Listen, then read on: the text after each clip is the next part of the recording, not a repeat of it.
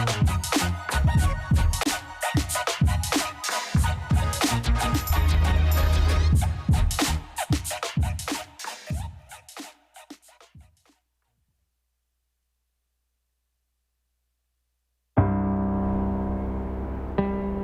never know where life will lead us or what may hinder us along the way. But while every day can feel like one big question mark, it doesn't have to. With the right insights, strategies, and solutions from Western and Southern Financial Group, together we can look ahead to leave the unknown behind. What's pro football focus doing? Last week they had Brady. This week they got Brady. We're literally doing it differently from everybody else. As a matter of fact, moving forward from this point on, I will not make reference to PFF. Ready to get into it? Yeah. All right. We're going team by team. I would be very careful about slinging stones. Am I going to get sued? Is that legal on this? I like football season, and all the things that go with it.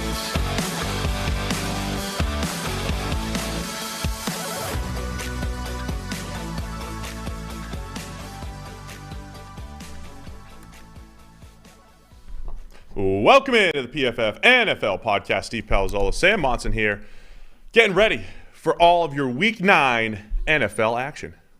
With the jersey? Yeah. I brought my jersey back, and we didn't hung hang it over back the up. hung it over the desk with laundry. Yeah, how's that?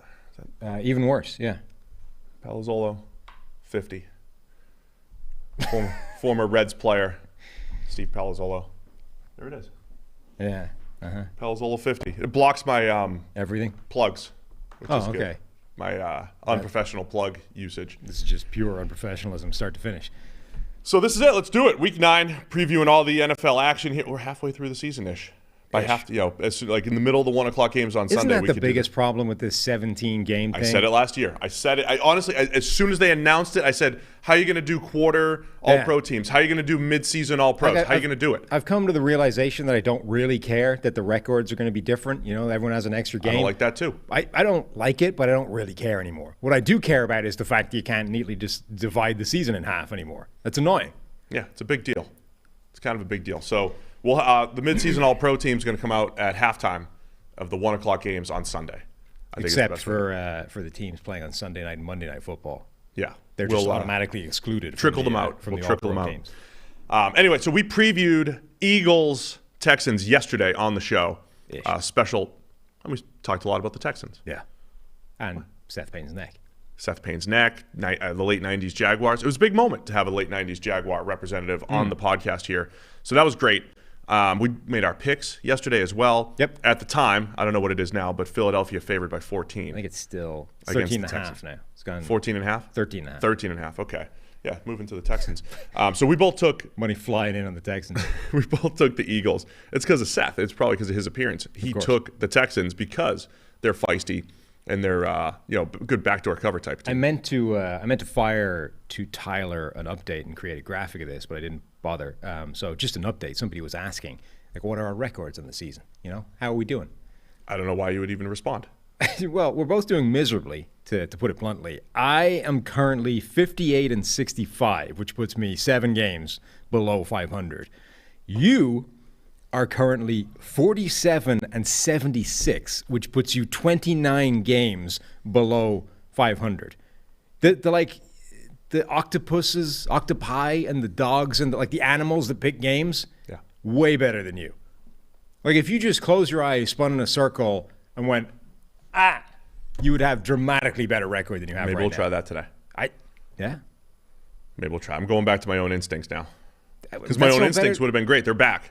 My instincts would have been great last week. No. Would have been 10-5. I think what you need to do is abandon any input from you whatsoever and simply leave it up to fate. We'll see. You need to. It's a rough year. You need a roulette wheel, or you need some kind of randomizer. That's your only hope. The coin thing. People were suggesting that's what you need to do. Go to the coin flip. It's a rough year for me right now. Yeah. I don't want to talk about it. But let's talk about the games. Okay. Starting with Monday Night Football. Did you purposely not put a spread in the document here? Baltimore Ravens at the New Orleans Saints. It's Monday Night Football. You know what happened? Sam's looking up the line because he deleted it by accident. No, it's not that. It's the you never hit enter in the cell thing. Oh, yeah. That's what I did. That's what I did. It's 2.5. 2.5. Ravens favored. Ravens. So the Saints are home dogs here on Monday Night Football. Saints coming off that dominant 24-0 win against the Raiders.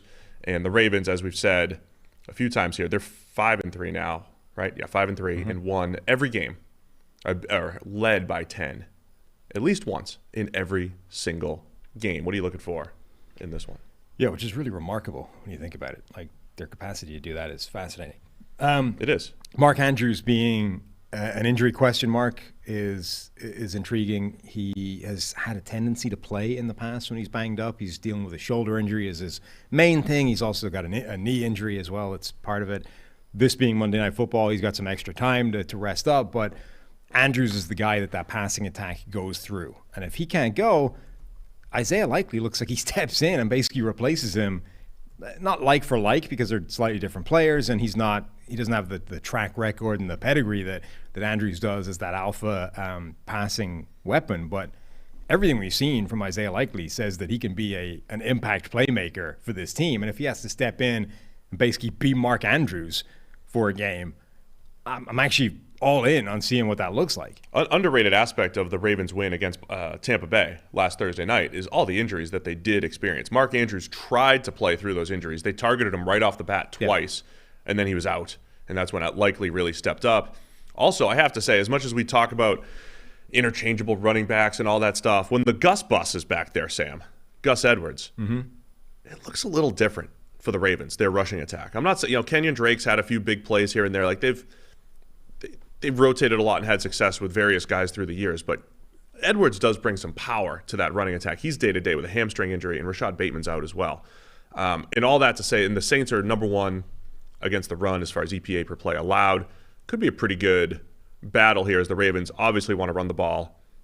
Usually want to run the ball, I'll say. They have other games where they don't, and the Saints are pretty good in that department right now. This might also be the first view we get of Deshaun Jackson in that Ravens offense. They signed him. He's been on the practice squad. I think he's likely to get activated and play in this game, which is another area of excitement to see for that Ravens offense. Yeah, I mean, when they drafted Marquise Brown a couple of years ago, since traded him, but when they drafted him, we said, okay, this makes sense, right? If you're a team that's going to run so much and then try to create big plays off of play action, why not have those speed receivers? Deshaun Jackson, I mean, I'm not saying he's the best deep threat in NFL history or anything like that, but as far as longevity goes, he's up there, right? As far as longevity and consistently being able to average, a gaudy 17 yards per reception, like, you shouldn't be able to do that at 10, 12, 13 years into your career, and that's where he is. So, or what he's done. So yeah, Deshaun Jackson adding a vertical element could be huge for the Ravens. Yeah, absolutely. I mean, and this Ravens offense, I think still functions very well, or at its best, when they're able to run the ball, they're able to do all the things that they do with Lamar Jackson, and then they can take a shot, a deep shot. And Hollywood Brown, I think, was supposed to be that guy.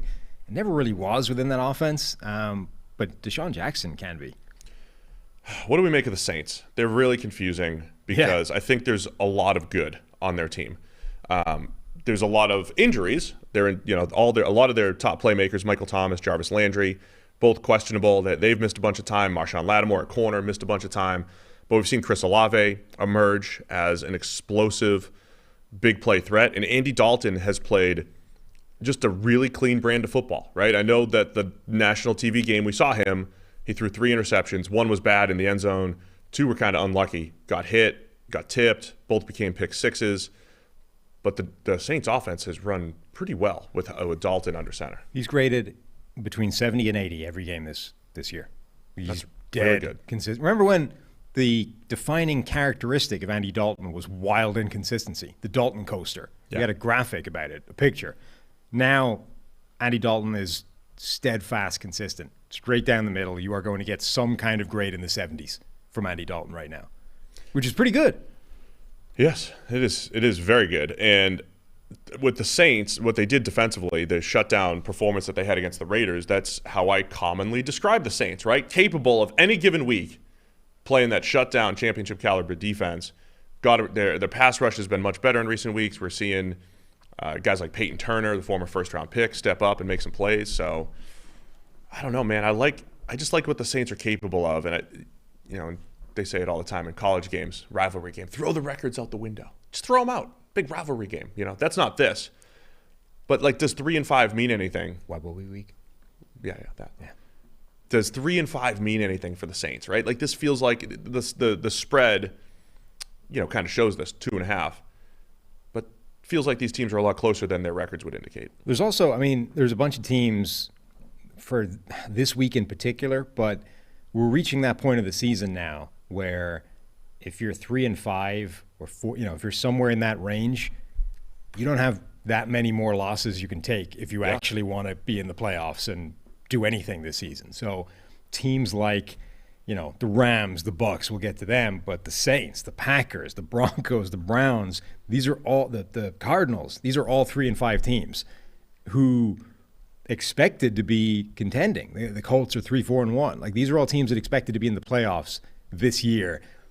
They don't have too many more losses they can take on the schedule and still be in that position. So it's kind of now or never. And I think one thing that does mean something in the NFL is how much do you need this game? Like, how badly do you want it? Because in those terms, this means more to the Saints than it means to the Ravens. Ooh, a little want to. Yeah, a little want to. So where are you going with this? Remember that Paul O'Connell thing. You can only go back to that emotional well so many times in the season.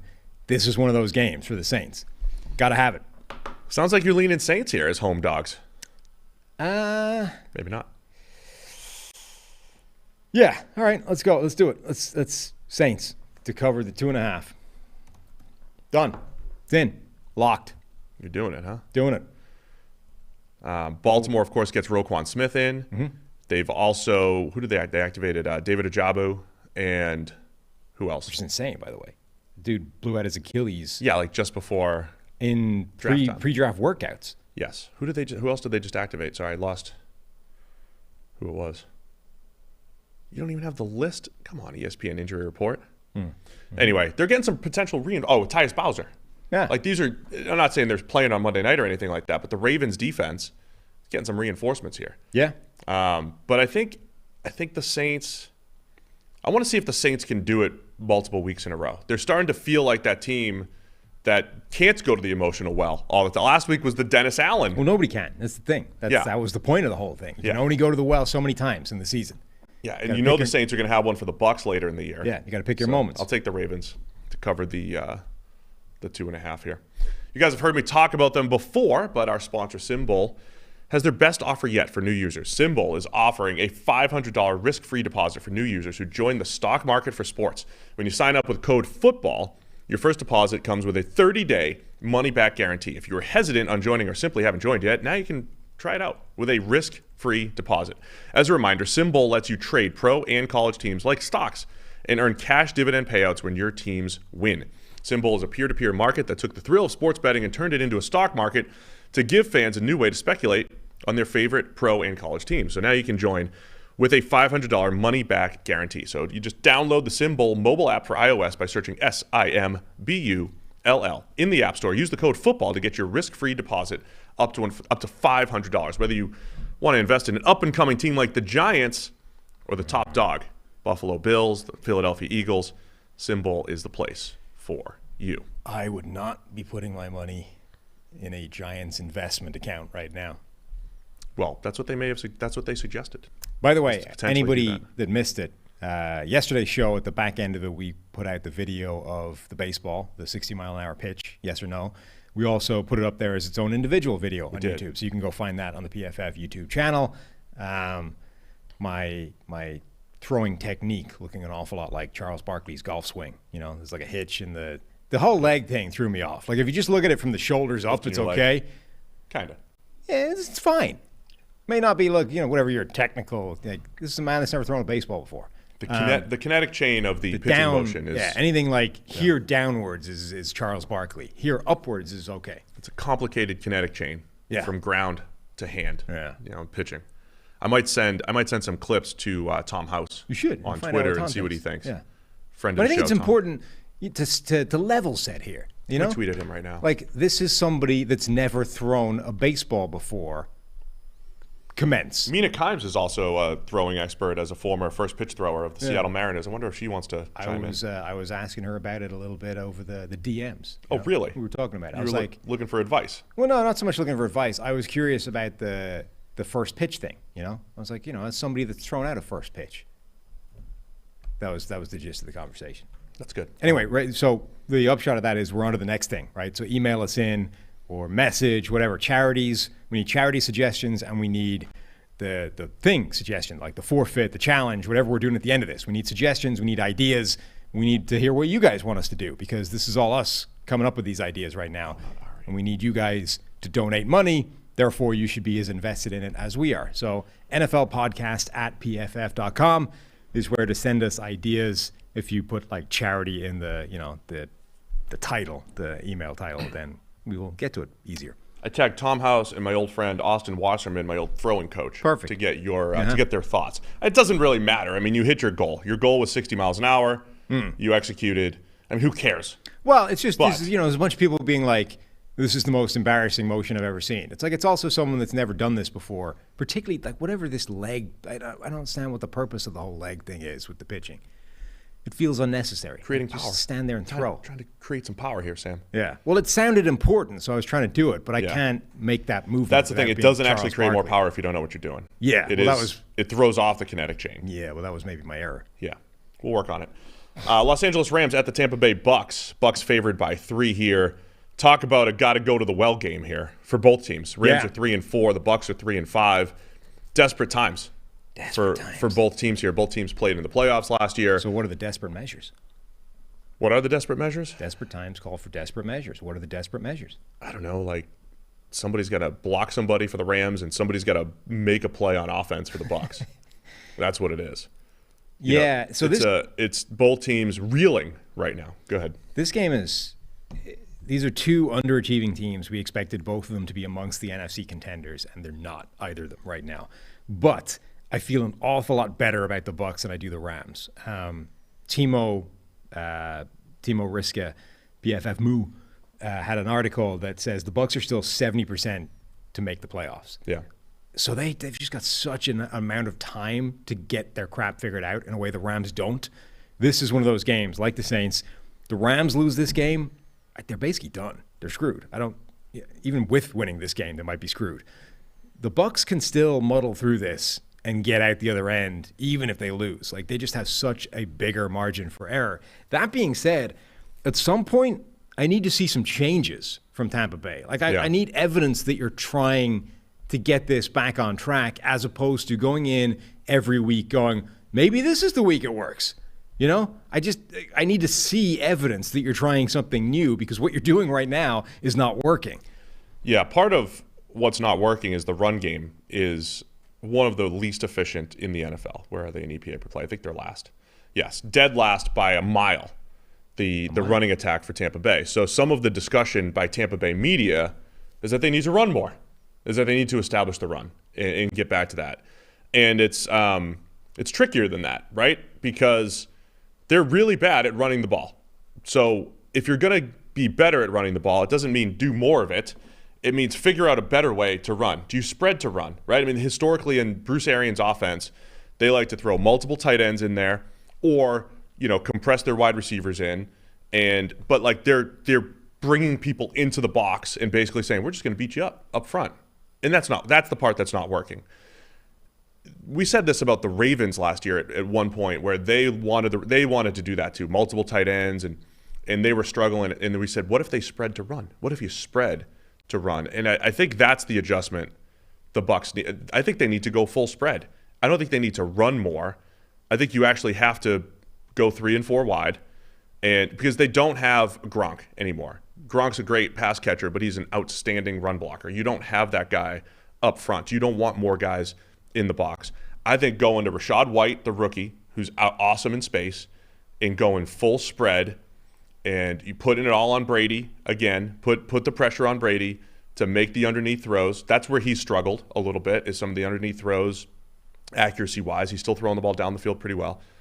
But go spread game. Spread to run, spread to pass, put it on Brady to make the adjustments at the line when the box counts in his favor and all that stuff. But I have a feeling they're going to go the other way.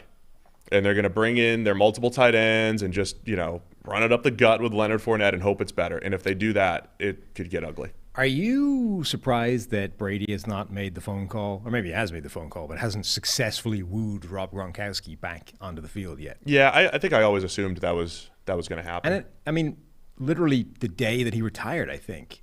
Was it Drew Rosenhaus was like, yeah. If he picks up the phone late in the season, maybe Gronk comes out of retirement. Like, when that happens the day the guy calls it quits, it sounds an awful lot like, I just don't want to really be here for training camp and maybe the first 6 weeks, but after that I'm in. Like, and if you look at Brady's on-off splits for Gronk throughout his career, look, this is a very crude measurement, but they're pretty glaring. Like, when Brady doesn't have Gronk, Brady doesn't tend to play like Brady.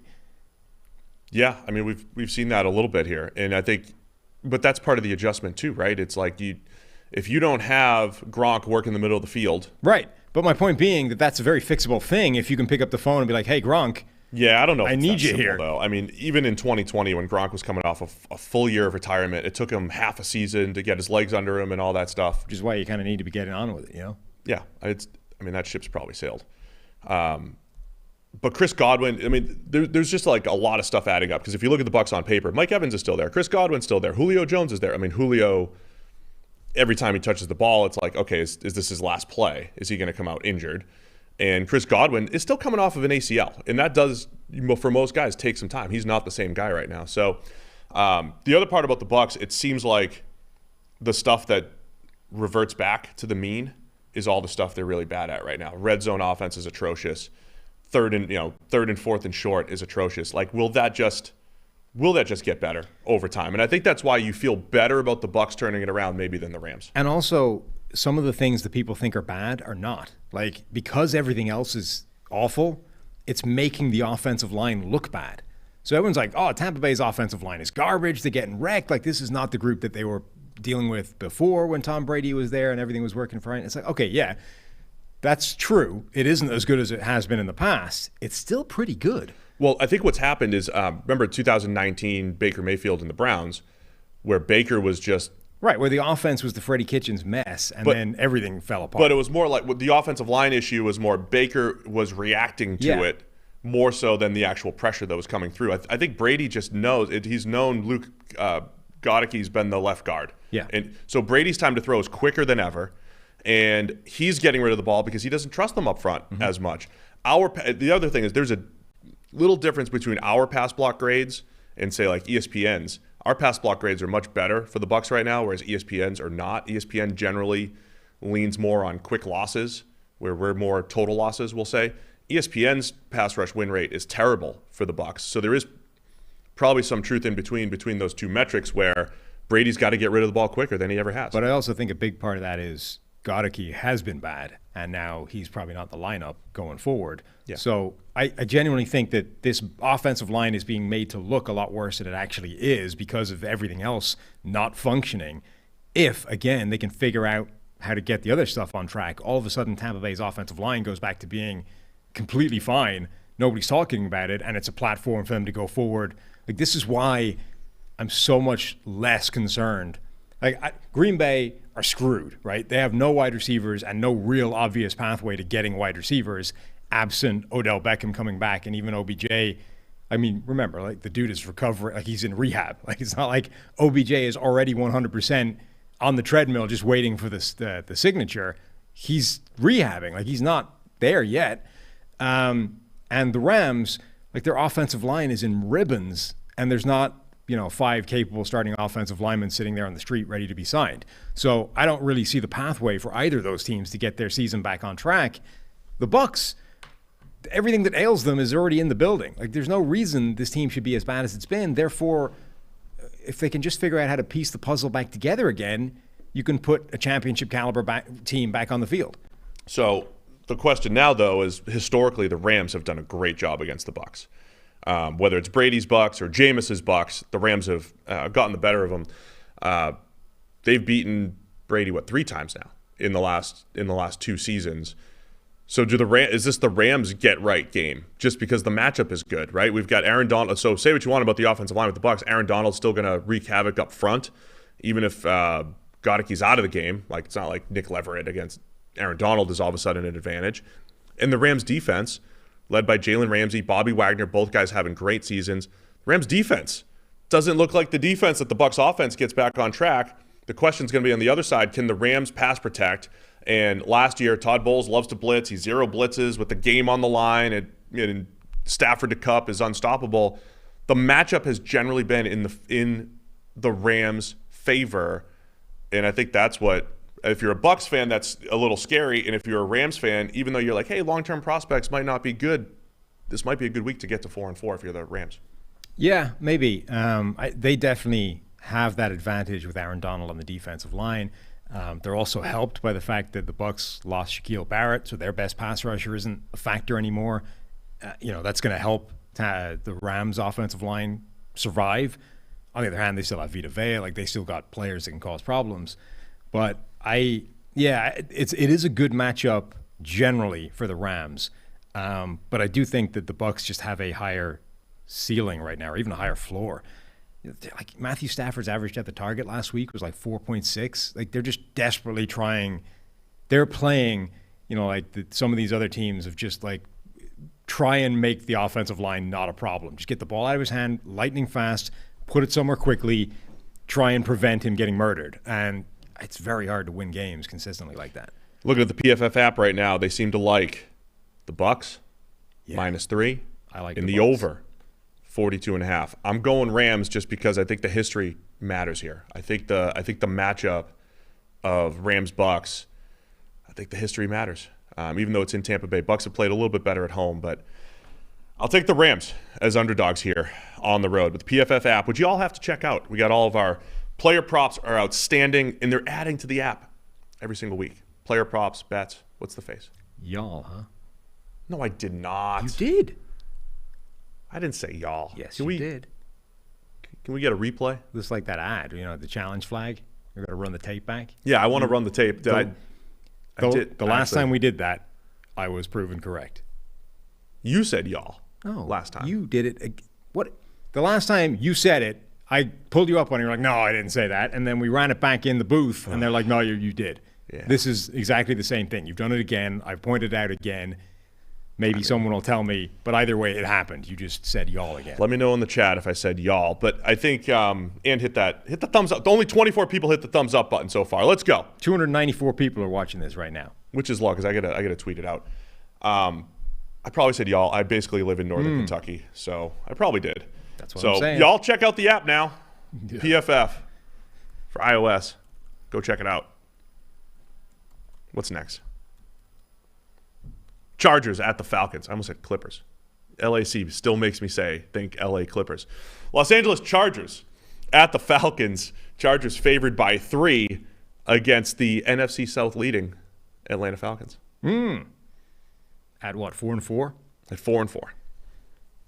Yeah. I mean, the Falcons, they've maintained this run that I kind of said at the start of the season, like, it might not be a great team, but that offense is going to be fun because they're a very difficult team to match up with. They play in a slightly different way than most teams, and that is going to cause points to be put on the board consistently. In this particular game, the Chargers, again, are dead-ass last in run defense, just as measured by yards per carry. They're giving up 5.7 yards per attempt. Atlanta's run attack has worked, regardless of what running backs are available.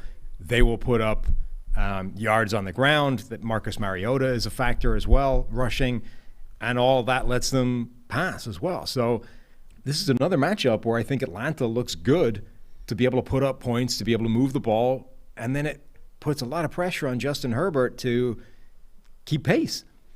We've talked a lot about the state of quarterback play around the NFL and discussed how maybe there's a ton of mid-tier type of quarterbacks, and if you have, and those guys are easy to find or whatever it might be, and if you have those guys that maybe you can win with them, right? So Marcus Mariota, the Falcons are finding a way. They're 4-4, whatever, but they're finding a way to win with Marcus Mariota under center.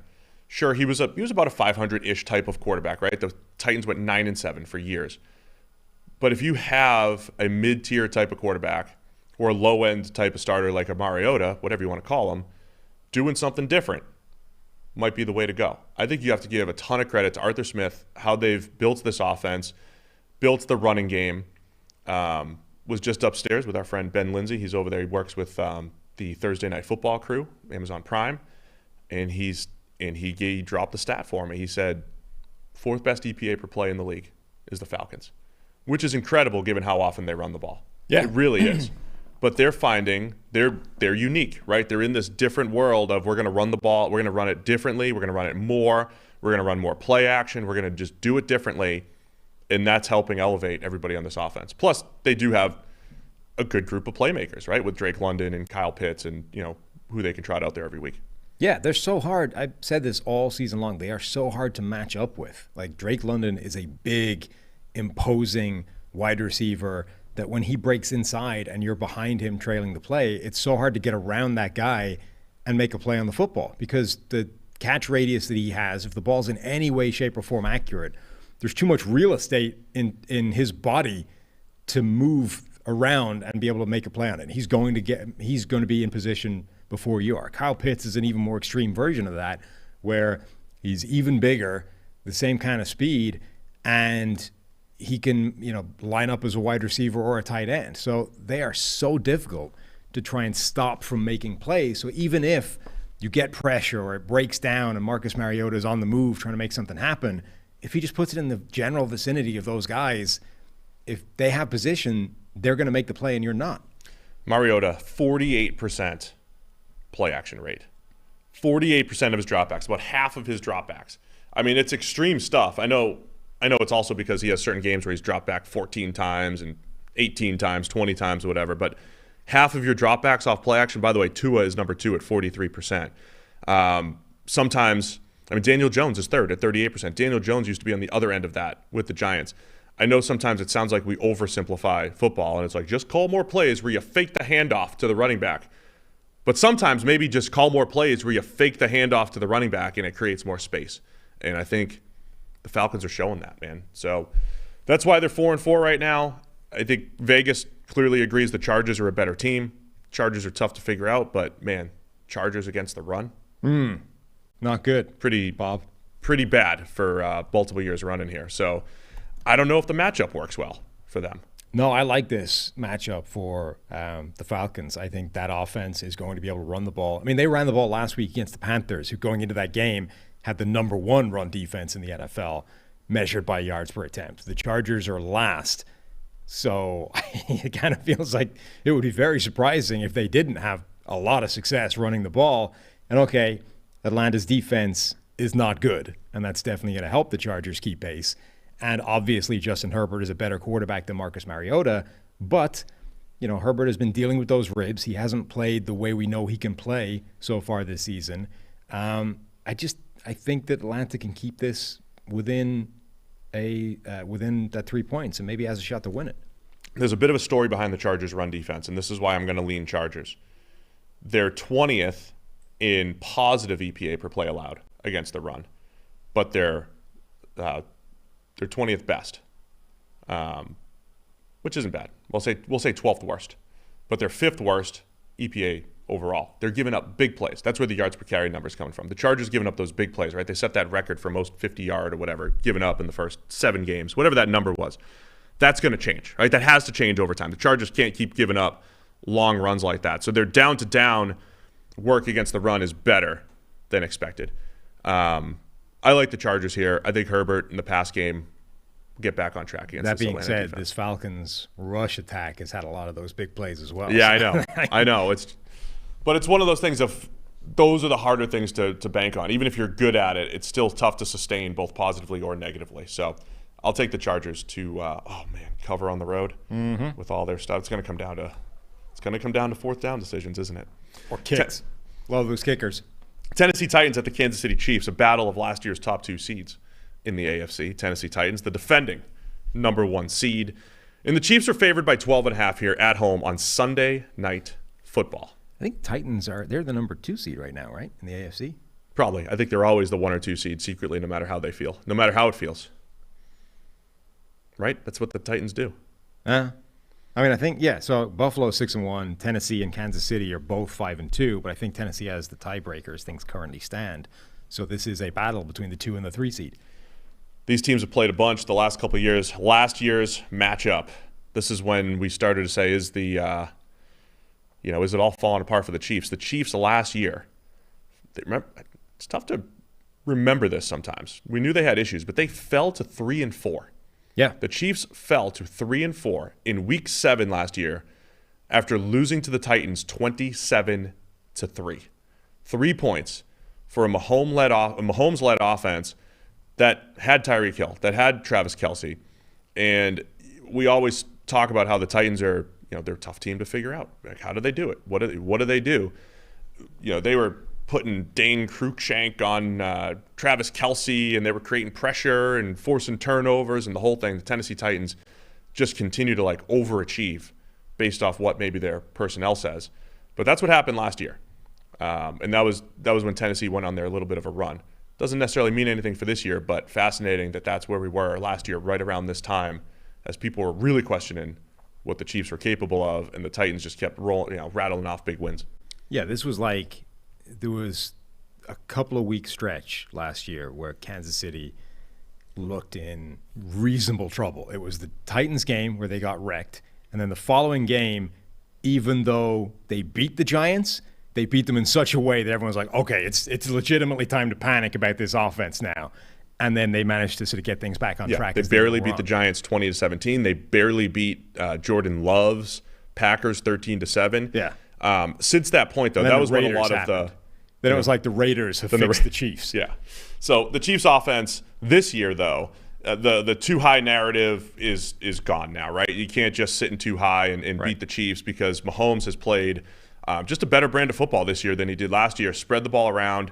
Travis Kelce remains unstoppable, but they're finding big plays from Juju Smith-Schuster, and they're coming off a bye. They're also coming off a bye, and I think the Andy Reid coming off a bye is a huge factor in this. What are the updated numbers on that? Because remember, there was a period where he had never lost coming off a bye. I don't know. I'm just going to keep this narrative. I think that part is gone, forever. But he's probably still some absurd number and one.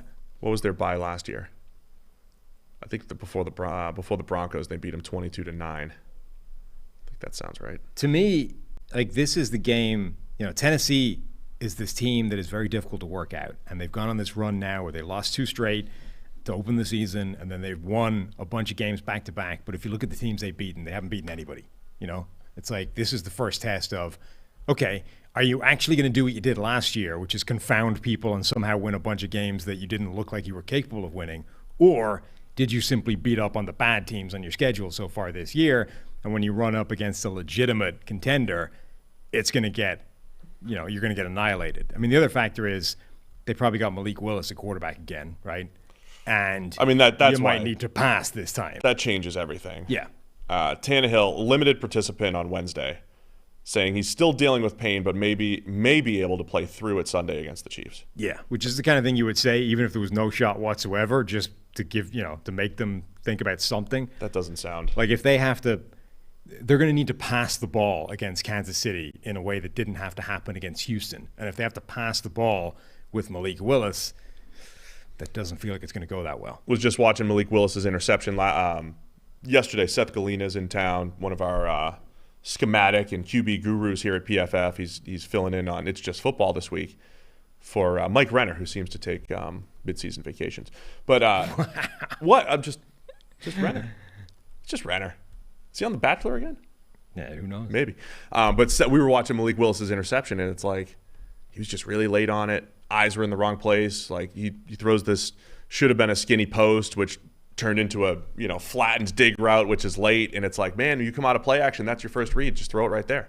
And he was just late on it. And it's like asking Willis to be good in the pass game, throw after throw, is really risky against the Chiefs team where you are going to, unless you can absolutely control the clock and legitimately shorten the game and run 15-play drives with Derrick Henry rattling out 4 to 5 a pop, you're going to have to win through the pass game, and that's a lot of pressure on Willis here. I said this on he's the guy. Titans radio during the week that right now, I think I said it in the podcast as well, but Malik Willis reminds me of Taysom Hill at the moment. The difference between the two is that Malik Willis is, 23 years old. He's presumably got an upside that Taysom Hill doesn't as a passer. But that's what you're talking about right now. You're talking about a special athlete, a guy that can run the ball incredibly, is a real factor in that area. He can pass the ball. He's got a better arm than Taysom Hill by a mile. He can certainly pass the ball and make a spectacular throw, but he can't really play quarterback at the moment. Or if he does, your offense needs to be way different than it usually is. You need to create some kind of custom, bespoke, weird offense that only functions around him, which is possible, but puts you in a very small box. A lot of misdirection, one read type of stuff. It puts you in a very, very small box in terms of what you can do with that. As I say, the difference being that you expect, down the line he can develop into something more, whereas Taysom Hill is 29 years old when he first got that gig, and you're like, that's never going to go anywhere. I think if Malik Willis is the guy and the Titans are going to have a shot here, remember last year on Monday Night Football where Justin Fields randomly had 6 big-time throws. Yeah. And again, there was inconsistency in there, but it's man, there is Justin Fields' big playability. You need to catch an absurd run of variance where he just hits 3 dimes and doesn't screw up. That was what I loved. The first time you just going through Malik Willis's big-time throw playlist was oh my gosh, the velocity and carry of a Josh Allen, the throwing on the run ability, the special is really, really special for Malik Willis. The other part too, they didn't tap into him as a runner at all last week. So to your point, you do have to tap into that a little bit. Which is worrying. I mean, come on, this kind of surprised you, you draft Malik Willis, he's your backup. Surely it's crossed somebody's mind that at some point this guy might need to start a game this year if Tannehill goes down. I don't think it. What does it look like if we have to do that? It's like the Justin Fields thing. How does it take you a year and a half to say, what if we? I didn't read that as part of the design run game. I didn't read that from the Titans. I think they really just looked at Derrick Henry and the Texans' run defense that our friend Seth Payne just completely trashed yesterday on the show, and it was we're just going to run Derrick Henry. He's going to get his 200 plus. I think they know more than this. I think they do. Can you mentioned that Seth Galina was a guru. I think we need a moratorium on the word guru. And I have an alternative suggestion for you. Yes. I'm open. He's a schematic sage. A sage? Sage. Yeah. Well, how would you define the difference between a guru and a sage? I think they're very similar. I just think the guru has been flogged to death over the last few years, and we need a different word. The other thing is, you and I need to demonstrate our superior vocabulary to all the other people that just default to guru because that's what everyone else says. Yeah. The other thing is, I don't even know if Seth is actually good at the quarterback stuff. He just looks at quarterbacks and schemes a lot. He might not actually be good at it. Sure. Guru implies good. Maybe he's just a quarterback and schematic fan that likes to look at stuff a lot, but he might not actually be effective. Yeah. I don't know. I haven't evaluated his performance about evaluating performances. Well, I think they both imply, useful. Guru, I think, is there's an educational aspect to guru, right? You impart information. Whereas sage, you're just a wise man. You have sage wisdom. I don't know if Seth has earned that. I don't know if he's sage enough. No, but if we're going to give him the benefit of the doubt that he's both smart and knows what he's doing, I just think we should default to a better word. Yeah. The only other issue with sage is, Rosenthal. It's confusing. Is it? Yeah. I don't think it's that confusing. Because you're talking about quarterback, you're talking about sage, like a spice. You're thinking about. If you say you're thinking about the old backup quarterback from Iowa State. He's a quarterback sage. You think you're immediately going to be like he's. I don't know. I don't think that's a problem. I don't. Where are you going? 12.5 here. God, that's a lot of points. If Tannehill plays, I think it's closer, but I think Kansas City's hit their stride. They're at home. They're at home in prime time, man. They pulled away from the Niners a couple weeks ago. I think the Titans are going to need to do too much as a passing offense with a quarterback that I don't know that can pass. Yeah, so, give me the Chiefs to cover. What's your methodology this week? I'm just making my picks. You're actually just going with your own insights. Yes. No matter how much. Yeah, I'm coming off 10. I was 10-5 last week off my own insight. Because I was 5-10 with that, right? I was 10-5 coming off my own. I'm going to ride the momentum. I believe in momentum when it comes to my picks. So I'm back. The PFF NFL podcast is sponsored by Western and Southern Financial Group. While y'all focus on your roster moves, Western and Southern helps advance your money moves. Buying your first home, planning to start a family, wondering how to make your money grow? Western and Southern's playbook of life insurance, investment, and retirement solutions helps you rest assured on game day. Team up to understand needs and address goals with a game plan built just for you. Get started at westernsouthern.com/PFF. Y'all. Seattle Seahawks at the Arizona Cardinals. Cardinals favored by 2. Seahawks just beat the Cardinals a couple weeks ago. Different offense in Arizona now. Kyler can average more than 6 yards per attempt with DeAndre Hopkins here. Yeah, so that's the thing I'm curious about. How do they try and defend / slow down Nuke Hopkins? Because that's the Cardinals' offense at the moment. It's, Nuke's back. Let's load him up. That's the only thing we have that's going to succeed long term. That's the way we move the ball, which is great in a way for Seattle because it gives you a very obvious thing to target. Like the game plan this week, or the thing we must divine, is how we stop their best player. Yeah. The end. Yeah, but, like you said, they're getting a little bit more creative with him. We'll see some Nuke Hopkins versus Tariq Woolen matchups. Yeah. To me, this is the story of the season for Seattle. I don't think preseason analysis on Seattle was that the roster is not very good and they have a bottom-tier quarterback in Geno Smith. I don't think that the initial – so what's changed since that point? What's changed is Geno Smith is not playing like a bottom-tier quarterback. He's playing like one of the best quarterbacks in the NFL right now. By the way, the Cardinals went back to the usual Nuke Hopkins deployment last week. They didn't keep him in the slot. So that's where he will see Tariq Woolen pretty much all the time, right? Right corner. If they do what they Woolen. If they do what they did last week, it will be Woolen versus Hopkins almost exclusively. So that sounds like fun. That'll be great. So what's changed on Seattle this year? Geno Smith playing at a high level. And then the defense, which also did not look very good on paper. Just getting – so you've got the rookies like Woolen stepping up. You have a Ryan Neal, who it wasn't just one Ryan Neal game. The backup safety turned starter played well again last week. You have Uchenna Nwosu, basically one of the most impactful offseason additions so far this season. 28 pressures, playing really well for the Seahawks. The defense that looked really bad on paper and was actually not good the last couple of years is just playing better this year. And I think Seattle sitting here at 5-3, they're a good, solid team. All that said, Vegas still believes the history, right? There's a little bit of like Seattle's not completely turned the corner, so they have Arizona favored here by the 2. Yeah, which is kind of fascinating. Okay, they're at home, so this is kind of like a coin flip with the diminishing impact of home field advantage and stuff. That used to be like a 3-point bump for the home team. Now it's probably more like 2. So Vegas is essentially saying this is a coin flip. But this season, Geno has been the better quarterback. Okay, that doesn't extend any further than beyond this season. But this year, Geno has been the better of the 2 quarterbacks. I think Seattle has more weapons on offense than the Cardinals do. Cardinals might have the best weapon in Nuke Hopkins, but when you look at who across the board the Seahawks can deploy on offense, they've been better. Their offensive line has been steadily improving and should be able to pretty much neutralize what the Cardinals can bring from a pass rushing standpoint. I think the matchup says that Seattle can put up points and do well on offense, and then it comes down to can they slow down what the Cardinals bring, which if it's Tariq Woolen versus Nuke Hopkins is actually not a bad matchup for them. Particularly, again, like if the Cardinals are not going to move Hopkins around, that's what makes them scariest. If they start moving him to the slot, if they start trying to get him away from their best coverage, that's what makes them hardest to defend. If they're just going to go back to that, he plays left wide receiver 50 snaps, it's easier. Yeah, and I think Arizona's defense in general that's concerned me. We've seen J.J. Watt not playing at the same level this year. Until he played at Ingram. At Ingram.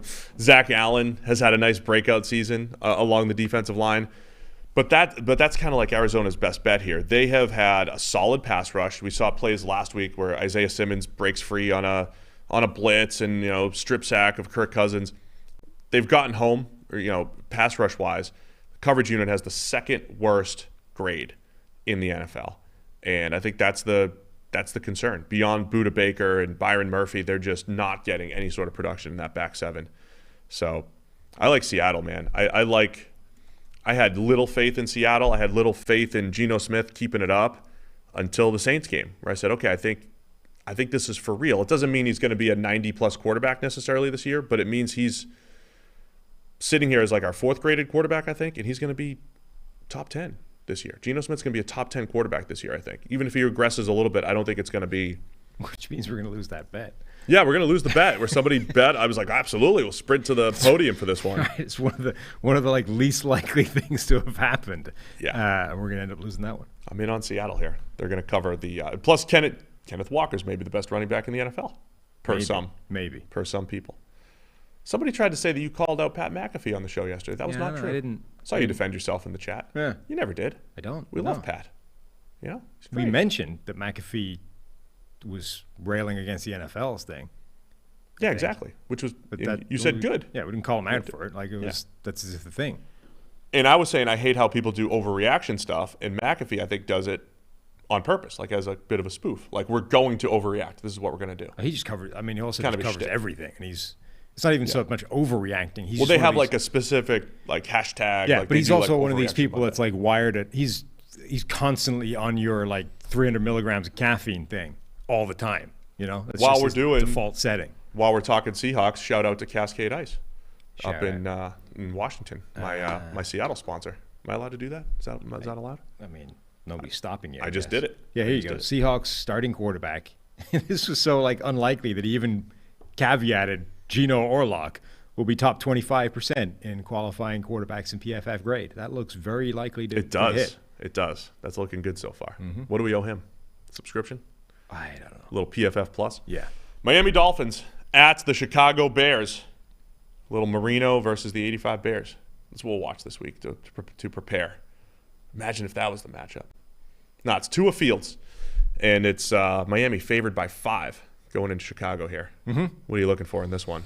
I mean, another test of the Chicago offense that's kind of got itself on track. And, you know, last week they didn't have as much of the designed run stuff for Fields. He just played better, which I think is actually an even more positive development. Like, he went up against this Dallas defense, which is one of the most formidable defenses in the NFL, and he was making plays, and he was adjusting, and he was doing, you know, more quarterback things than we've seen from him in the past. So between the first game showing that designed run threat of Fields, and then the second game just showing him looking better, the Bears might actually be on track on offense. They're a very good run-blocking offensive line. I think they're top 3, something like that. Maybe it's only the Browns have a higher PFF run-blocking grade from an offensive line standpoint. So this is actually like a fun test for them against a Miami defense that's very unusual. Like they have a different defense to a lot of other teams. It's not necessarily the best in the world, but it's an intriguing matchup for them. Do they blitz as much, right? So at the trade deadline, the Miami Dolphins trade for Bradley Chubb. We went through that trade yesterday. They did just lock him up 5 years, over $100 million for Chubb going forward. The Dolphins are rolling 4 and 5 deep at edge rusher. They've got some legitimate pass rushers. And I think because they've had injuries on the back end and everything this year, they don't want to blitz as much, and they don't want to play as much man coverage as they have in the past, and they want to rely on Bradley Chubb and everybody up front to create that pressure. So I'm curious to see if that is how Miami's going to play this defensively. The other part about the Chicago offensive line, we show up here all the time, and like I think because on paper they're not looking good. They got a 5th-round rookie at left tackle. We're expecting them to really get wrecked every week. There are weeks where that's been the case, but they've done a good job in Chicago of protecting the Bears O-line in pass protection. They've got the 3rd lowest number of true pass sets, one of our numbers where we take out screens and rollouts and play action and the things that actually make it easier to pass protect. Now, part of that is the Bears haven't thrown as much as other teams, but that's one of the good things they're doing offensively, all right? To your point about how they're adjusting the offense and tapping into all of Fields' ability, they're protecting an offensive line, I think, that needs some protection. So we'll see if they can keep that up. When they are left in those true pass sets, the Bears have the 4th worst pass blocking grade. Like, they shouldn't be trusted in those areas. But they're doing a good job of playing to their strengths offensively in Chicago. They're one of the most one-sided offensive lines in the NFL. They are, I think, 2nd or 3rd in run blocking grade, but they're one of the worst pass blocking offensive lines in the league. So they are a very, very one-sided offensive line, and absolutely should be leaning on that run game. It's a very important conversation to have when people say they have a good offensive line, therefore the quarterback and running back will both benefit. It's not really the case. They're 2 different skill sets. Now, like the Eagles are good at both, so that helps the run game and the quarterback. But we've talked about the Titans before, where they're one-sided, right? They're great in the run game, bad in pass protection. Bears are kind of trending the similar. Bears should be taking inspiration from what the Atlanta Falcons do, because they're similar. They're a better run-blocking offensive line than they are pass-blocking, and they're very good at minimizing the number of plays where the offensive line has to pass protect, because they're able to tap into the run game with Marcus Mariota. They're able to hide the number of times where they're operating in true pass sets, because it's play action, it's moving pockets, it's all these kinds of things, and it's successful. Like, it's functioning. So, okay, Chicago doesn't have the receiving weapons that the Falcons do. They don't have a Kyle Pitts. They don't have a Drake London. They just traded for the Chase Claypool. Like, they can lean into it a bit, but that's the kind of offense that they need to be emulating with Justin Fields. So, yeah, I'm looking forward to seeing Chase Claypool and how he does fit in, how they use him, along with Darnell Mooney. And then on the other side, I think we mentioned going into last week's game, good for the Dolphins as far as what Tyreek Hill and Jalen Waddle. Jalen Waddle, wow. How productive Hill and Waddle have been. However, it hasn't really led to a lot of points. Now, they destroyed a Lions defense last week that is on pace to be historically bad. So for like the second year, and for the second time in 3 years, by the way. So not to take anything away from the Dolphins, but yeah, they haven't. With Tua under center, they've scored over 21 points twice now, right? Once against the Ravens in week 2 with that crazy second half, and then once last week against the Lions. Tua has been fantastic as far as hitting the open throws, basically. That's what Tua is doing. But somebody made the point. He's got more, looked at our premium stats 2.0. Tua has more turnover-worthy plays than big-time throws and is still grading extremely well. And that is a rarity, and that's because he has a ton of positives and he's not purely missing a ton of throws, which is very Jimmy Garoppolo-esque, right? This is what you want, right? Take advantage of the positives that this offense brings.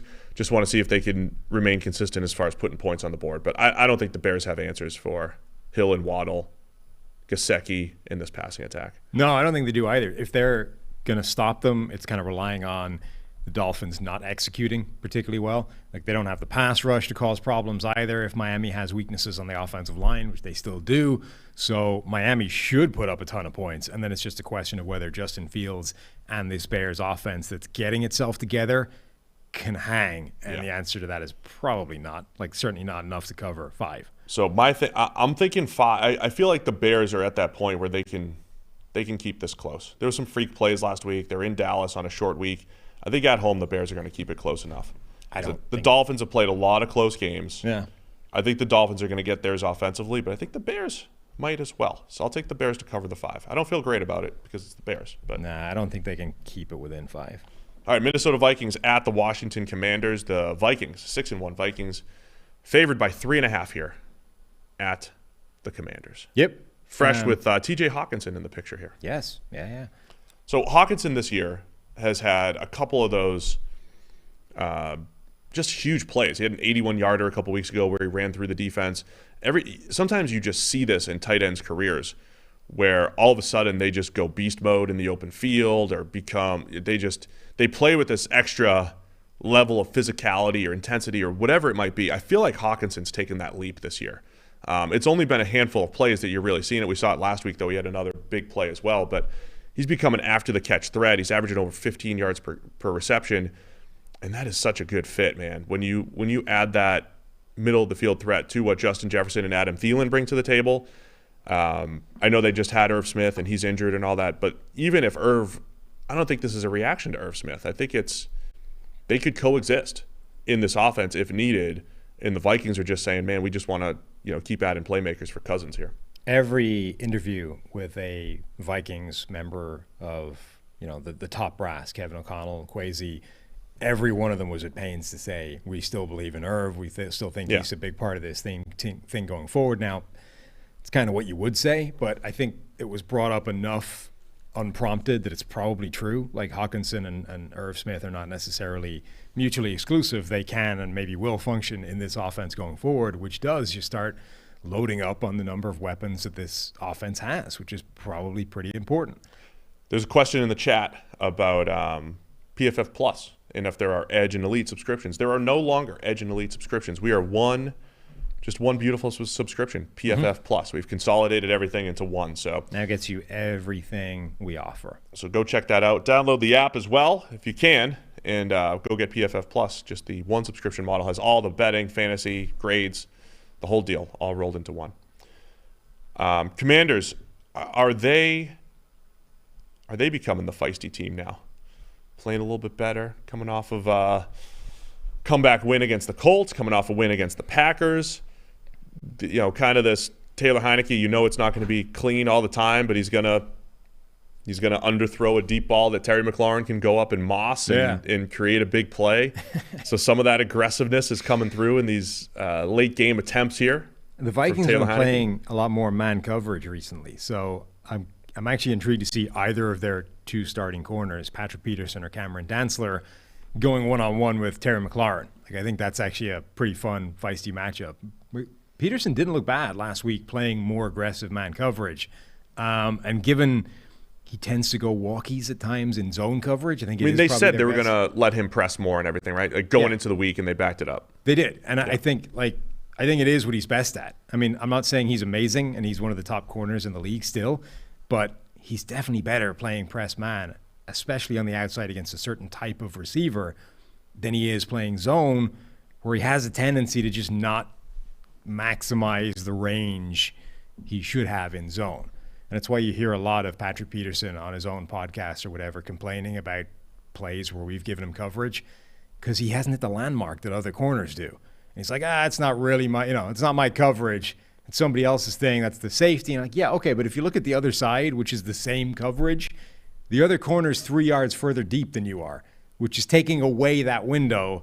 So, technically it might not be your coverage, but the other guy stops that throw happening, and you're not most of the time, or at least more frequently than some of these other guys. So the bottom line being, I think the Vikings are right to pivot to a more man-heavy arrangement for Patrick Peterson. I think that makes him play at his best, and I'm actually fascinated to see how it holds up against a guy as good as Terry McLaurin, who has been the reason that Washington has been able to come out on the good side of a couple of games recently.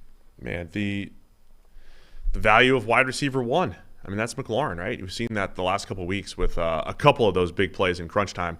We've talked about the Vikings offensive line quite a bit. They're up to 18th in overall pass blocking grade as a team. Is that enough? Creeping back toward average in Minnesota, going up against a pretty good Washington defensive front. Now, Chase Young has been declared back to practice. They've got, 3 weeks to activate him. It takes some time here, but the remaining defensive line, Montez Sweat, Jonathan Allen, Deron Payne, have all rushed the passer pretty well. I think that could be the key for Washington here if those guys are getting pressure and at least creating a more volatile Kirk Cousins performance here. Because Cousins, when he's unpressured, the way that this offense has done a nice job creating open throws. Cousins hits open throws. He's played pretty well this year overall, but pressure could change this game for Washington. Yeah, I mean, that's their big hope. Minnesota's offensive line has crept into the top 10. They are now 10th in PFF's offensive line rankings this week, which has to be the first time in a long time that the Vikings have had a, quote, top 10 offensive line. Yeah, that's on the back of really good run blocking, right? And solid, guys like solid pass blocking. And right? Christian Darrisaw, I think, is up to the third ranked offensive tackle in the NFL this season. It's Andrew Thomas, number 1. It's Trent Williams, number 2. Christian Darrisaw is up to number 3. He just leapfrogged Laramie Tunsil this week. He's legitimately looking like one of the top tackles in the league all of a sudden. This is why let me go back to the Vikings-Jets trade. Mm-hmm. The Jets didn't win the trade to go get Elijah Vera Tucker because the guy – Christian Darrisaw, the guy that the Vikings traded down and still got, is at least as good as Elijah Vera Tucker, if not better. Right now, we're seeing. Yep. And yes, the Vikings' other 2 draft picks have both been released so far.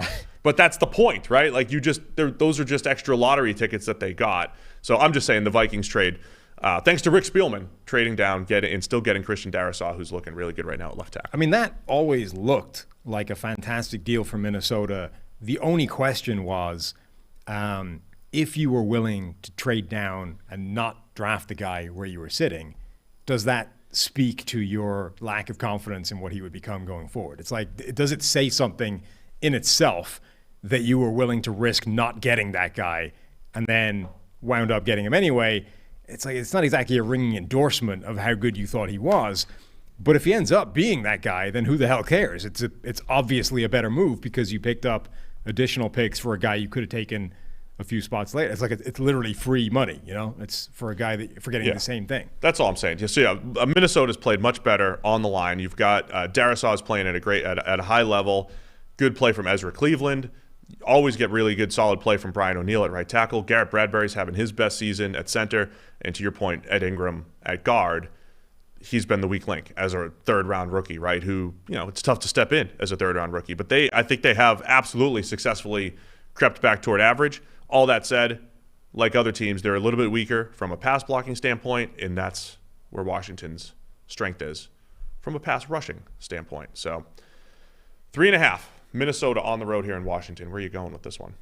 I'm buying into the Vikings covering on this particular occasion. I think they can cover. This never happens. No, I mean, it's more. You're a Vikings believer now. Only against Washington this week. Oh, man. I'll buy into Minnesota as well. I think they'll cover the 3.5. Vikings going to move to 7-1 here. They're rolling, man. They're rolling. Carolina Panthers coming to town to face the hometown Cincinnati Bengals. Bengals favored by 7.5. Yeah. We did not. We had a lot going on yesterday. We did not review Monday Night Football. No. Bengals Browns.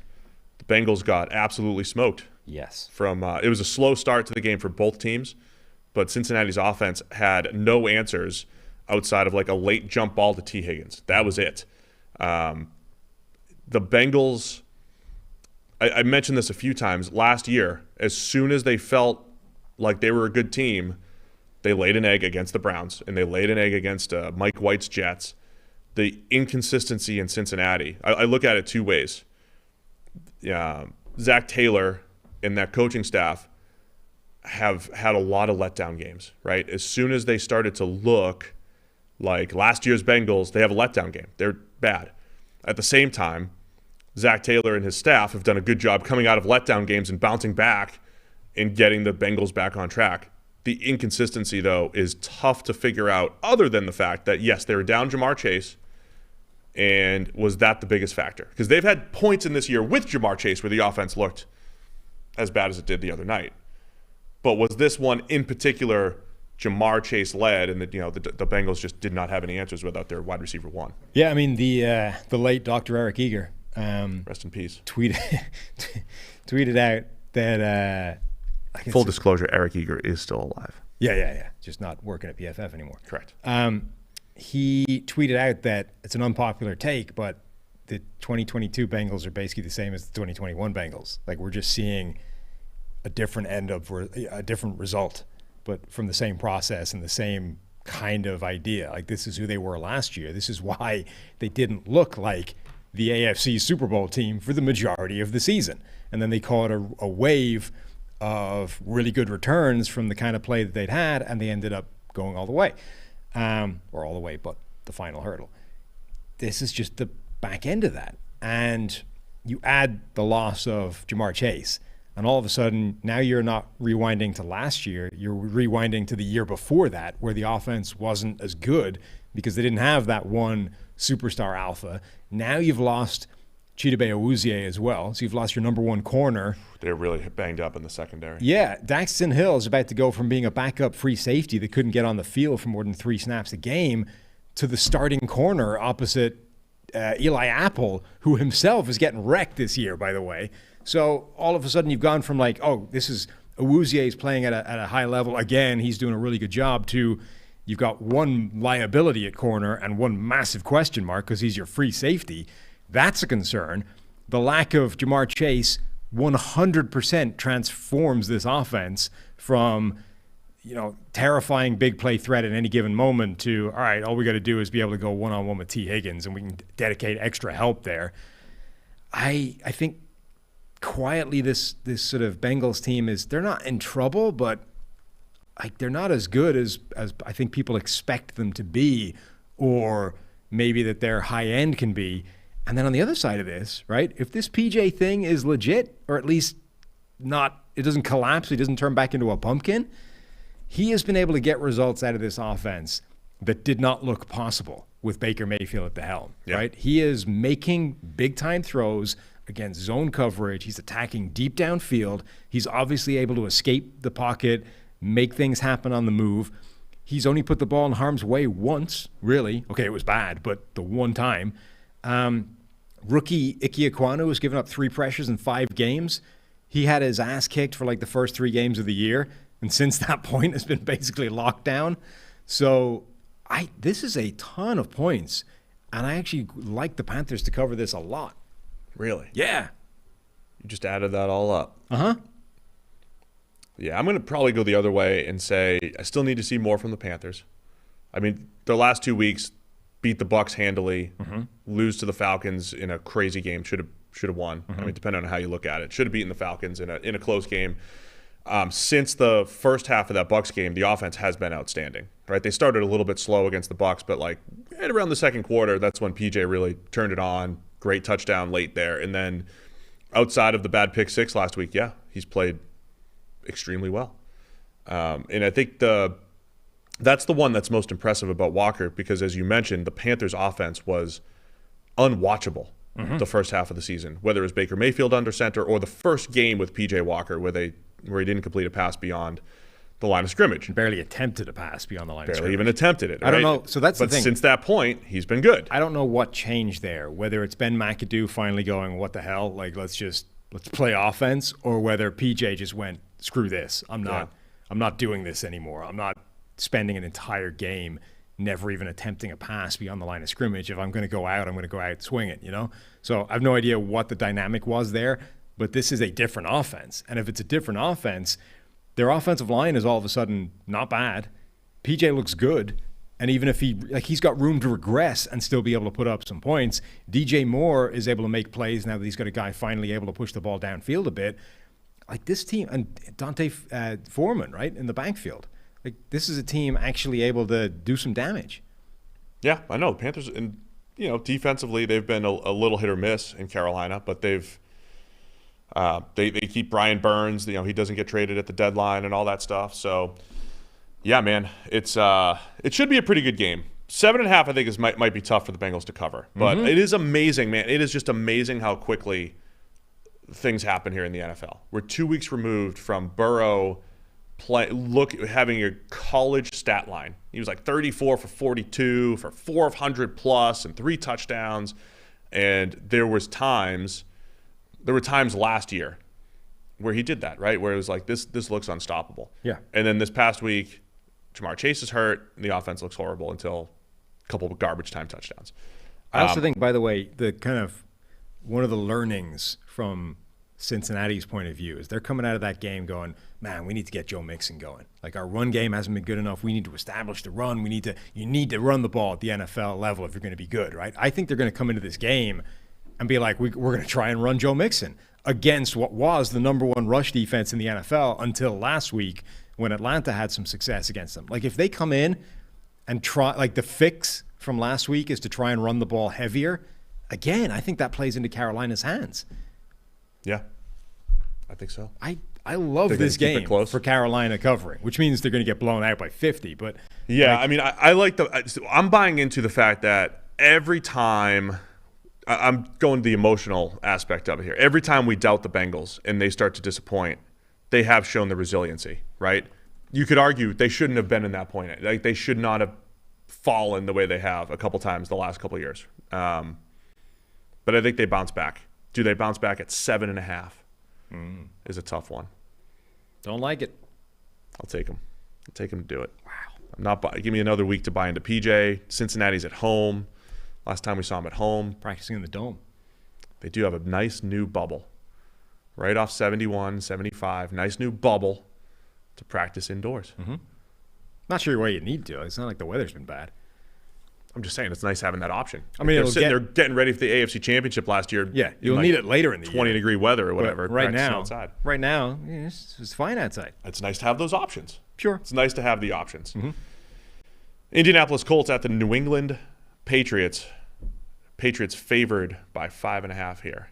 At home against the Colts. Old school rivalry here. Manning versus Brady. This is what it is. Manning, Brady, 22 or whatever it would be. Like 17. Instead, it's Mac Jones and Sam Ehlinger. Mac Jones and the Patriots did lose to Carson Wentz's Indianapolis Colts last year. I believe it was a Saturday night football game. And that was when Mac Jones hasn't played football well in a while. Quite a while. And I think that's the story in this game. Yeah. And if a lot of what ifs. That's what we do here at PFF. What ifs. You just do what ifs. You grade what ifs. What if there's John Franklin Myers does not rough Mac Jones and the 84-yard pick six stands last week? Yes. So this is the thing. Like lost in last week, because Zach Wilson was so horrendous, it kind of everyone was focusing on that, losing track of the idea that Mac Jones played like garbage again. Yeah. Like and as you say, was bailed out by that roughing the passer thing, which would have put one of the worst plays in the season, like back on his scoreboard. He looked really bad. And I think because Zach Wilson just somehow managed to look even worse, it sort of hid that a little bit. But given the Mac Jones-Bailey Zappi dynamic, he can't have that much real estate at this point to play like that again and not get pulled from the game, right? I don't know, man. I think it's close, right? I think it's close. I mean, what I was saying, remember he had 2 games of Bailey Zappi. He looked pretty good. The offense was better. And it became a sort of, is this actually a quarterback controversy? And then Mac Jones gets healthy. They put him back out there with this supposed plan to always rotate the quarterbacks. You get an immediate spark from Bailey Zappi, and then he goes back to playing not particularly well. Last week, Mac Jones played badly. So, again, they are not tied to Mac Jones the way these other teams are tied to their starting quarterback. And if Mac Jones doesn't pull his head out of his ass and start playing like he did the start of his rookie season, they kind of don't have an option after a while, right? Yeah, I don't know, man. I think they still want they obviously still want to believe in Mac Jones because somebody was making first-rounder. Somebody was making the point that like the thing that Bill Belichick values more than anything else as a quarterback is don't turn it over. Decision making overall. Just don't screw it up, right? Do not put the ball in harm's way, and then I don't care whatever else happens. Like there's obviously a sliding scale then between hyper-conservative game manager where we just inch our way down the field and a guy that can be Tom Brady and create an amazing offense in addition to not screwing it up. But number one, do not turn the ball over. Right now, that's Mac Jones' biggest problem. He's gone from being a quarterback that was very good at not screwing up and was very accurate, didn't make bad decisions, to this season, he's been atrocious. His turnover-worthy play rate is over 5%, which is double what it was last year. Like he's gone from being on the better end of the spectrum for turnover-worthy plays, which for a rookie is impressive. Yes. To doubling that number and now being amongst the worst quarterbacks in the NFL at turning it over. Those are the things that are concerning, but those are the things that were good about Mac Jones right off the bat, like you're saying. Like he was a quick decision maker. Accuracy-wise, the first half of last year, absolutely outstanding. Like he just wasn't missing a ton of throws. We're seeing a couple air-mailed throws per game here from Mac Jones and the turnover-worthy plays.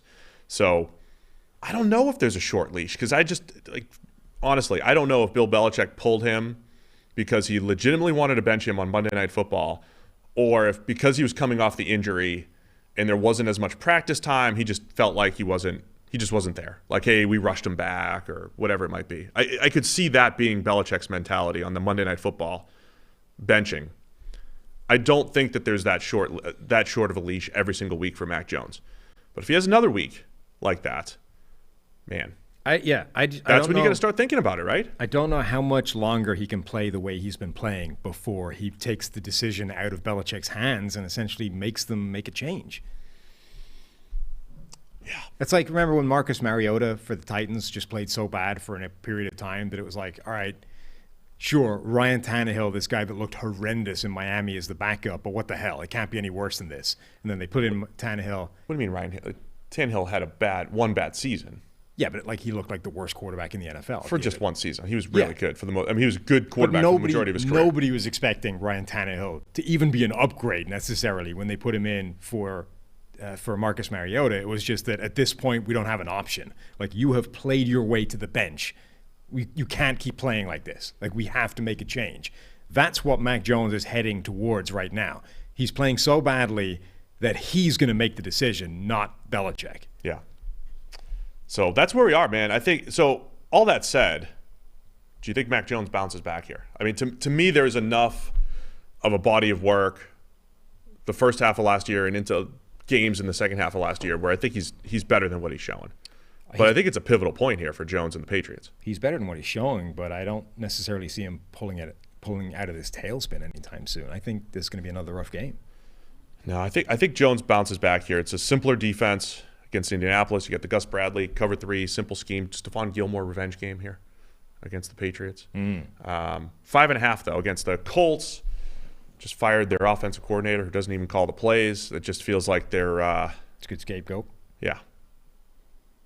There might be some potential changes. I'm always here torn on that. It's like, on the one hand, you're clearly a scapegoat for something that wasn't your fault. On the other hand, you just got a free payoff to not work anymore. Yeah. Congratulations. I mean, I don't want to put that on air. That like that's a thing we talk about sometimes. Like how that'd be fun. Fired getting coach. a 3-4 year contract and getting fired. Fired. But I would like a real NFL. I mean, if you hire me, real NFL, yeah. I'm not looking to get fired, right? Okay, because I know there's executives listening, and I'm willing to work at the right price. This isn't in the NFL. I have to put this out there quick, Sam. I will not try to get fired and sit home and collect. Okay.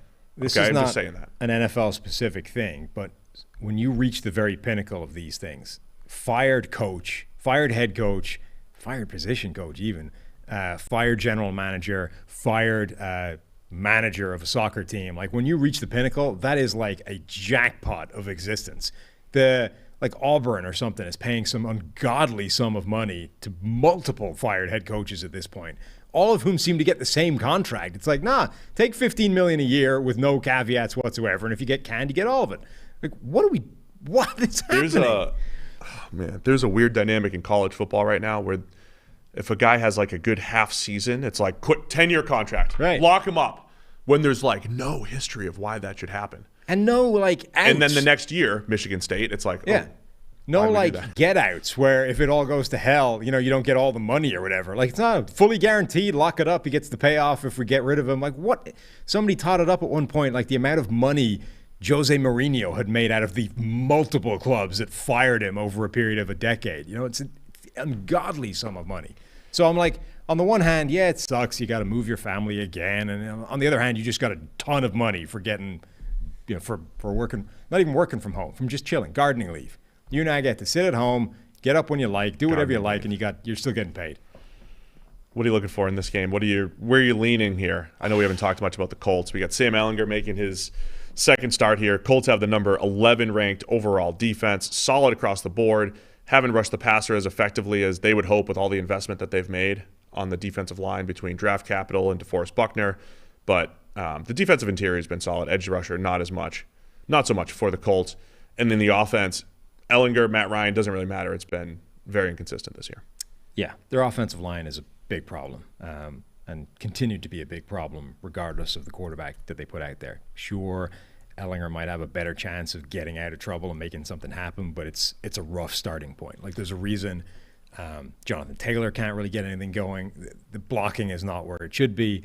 Their offense is going to struggle again, and I think New England's might struggle again because Mac Jones, I don't think is going to have a good game. So I think this is going to be an ugly, low-scoring affair, which makes 5.5 points a lot. I know New England just got smoked at home by Chicago, but I don't know. I feel like this is one of those games like last year where they have an advantage roster-wise. Yeah, I think they're a better team. Yeah. But I also hate now putting any kind of stock behind Mac Jones as the quarterback. Buffalo Bills at the New York Jets. Bills favored by 12.5 on the road. Yeah. In New York against the 5-3 New York Jets. Mm-hmm. I'm curious where Jets fans, where their heads are at. Are Jets fans, interact with me here. Go into the chat. Let me know. Are you feeling good about the progress of the team? I would think so, right? Sure. But what do you feel about Zach Wilson? And coming off a loss, have your feelings about Zach Wilson changed at all? Because Did you feel like, hey, we're 5-2, who cares how Zach Wilson's playing? Or were you at 5-2 thinking, oh boy, we're 5-2, and Zach, like, quarterback play's got to be better, or this is going to fall apart? Last week, it was a struggle. This week, obviously, you have to pull a major upset here to beat the Bills. How concerned are Jets fans with Zach Wilson? But how you feeling about the rest of the roster? Because I think that defense, man, love watching Sauce Gardner, DJ Reed, what they've done on the outside, what the pass rush has been able to do. Really fun watching this Jets defense, the way they've rebuilt that over the last couple of years. Yeah, there's so much to be excited about as a Jets fan. The defense, the additions they've made, the skill position players. Okay, Breece Hall unfortunately got injured, and we're not going to see him for the rest of the year, but he looks fantastic. The receivers are good. Like, this is so much is exciting. I think Robert Saleh showed that he still knows how to coach, even if his defense was garbage with no talent there. So there's so much positive. The problem is the one negative is the most important thing in the entire team. Is your quarterback capable of playing at this level? And if he isn't, none of the rest of it matters. And they've come out and they've been like, Zach will. He's not like he's going to be the quarterback for the rest of the year. We're not thinking about making a change. He's not going to get benched. He's going to be playing come what may. I am going to go out on a limb and say Zach Wilson gets pulled from this game. Wow. You're going up against the best pass rush in the NFL. The Green Bay Packers and Aaron Rodgers effectively abandoned the pass game because they couldn't hold up against Buffalo's pass rush. They went, we're going to get annihilated if we keep trying to play an honest game. Let's just run the ball. Run the ball the whole way and figure it out later. That's what the Packers just did. The Jets have a worse offensive line and by far a worse quarterback. Zach Wilson is still playing worse under pressure than any quarterback I've ever seen over a period of time. Like I sort of made that point before, and people are like, what about Nathan Peterman? Or what? Yeah, okay. He's not the worst quarterback I've ever seen under pressure, but he's the worst sort of quarterback. If you're going to say he's going to be a starter for 5 years, he would be the worst quarterback you've ever seen under pressure. The point being, the guys you're comparing him to are the Nathan Petermans of the world, as opposed to any viable quarterback you can think of. So this has the recipe to be an absolute disaster for the Jets. Yeah, Zach Wilson is one of the guys I make it a point to watch. We watch everything, but Zach Wilson's development is just fascinating to me because he did bloom a little bit later at BYU. I have an unproven theory that sometimes that happens to players at both levels, right? You're kind of a late bloomer in college, and you could be a late bloomer in the NFL. Mm-hmm. So I'm not. It's not like a give up on him type of thing or anything. I think he's extremely talented. Off-platform throws and the things he's capable of throwing the football, and he comes in at a time when that's probably more coveted than ever because of what Mahomes and Allen and other guys have done.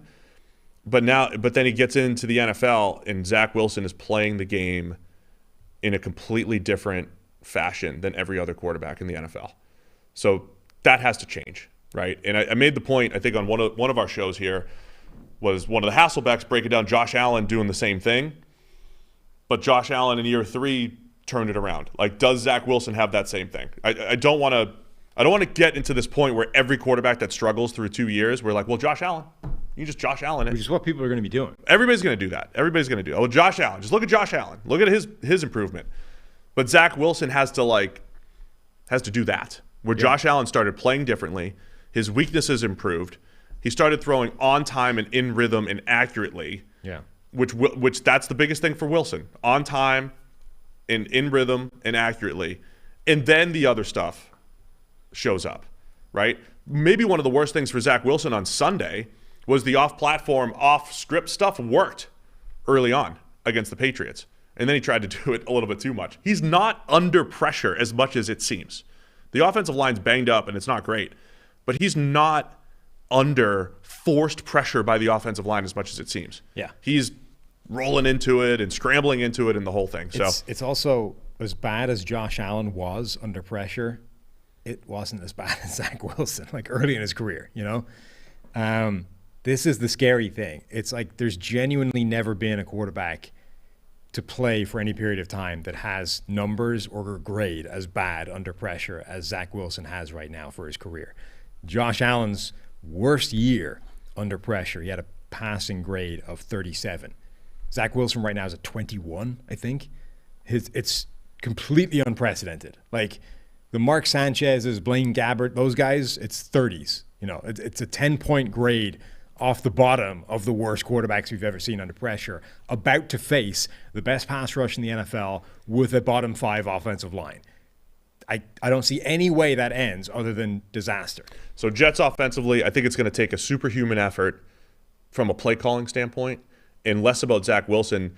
They beat the Packers a couple weeks ago by not even throwing the ball in the second half because the run game was so effective. They had Breece Hall at that time, and they were doing a great job using Breece Hall as a wing and end around. I mean, they were using Breece Hall in unique ways to get him the ball in space. He's hurt, so you still have to, maybe get James Robinson involved. I think the Jets have to run the ball and, keep the ball away from the Bills. But there was a reason why the Packers ran the ball so much in a comeback attempt against the Bills. It was their best bet. It was most effective for them. The Bills have the number 2 pass rush grade, and they don't blitz. I mean, that number continues to just stand out for their ability to get home with 4. Yeah. And then on the other side, Jets defense, man. This is the first big test. Not the first, but it's a big test for Sauce and for DJ Reed with the receivers. Yep. But Josh Allen in that second half. Yeah. The 2 turnover-worthy plays and stuff. He's been a superhuman robo quarterback this year. But there have been lulls like that, just like Mahomes has lulls, right? None of these guys are perfect. I mean, and if that happens again, though, that's how the Jets keep this thing close. That's the only way the Jets cover this, is if. So Allen has 2 games this year where he's had 3 or more turnover-worthy plays. The second half against the Packers, effectively, and then that game against Miami where he had 6.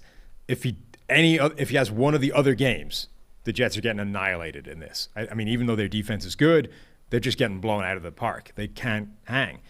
If Allen has one of those games where he pitches the ball to the defense a few times, they're still not going to win. Defense has to catch him first. They're still not going to win, but they can keep it within 2 scores, which is what we're talking about here. Yeah, I'll take Buffalo to cover. They're just too good.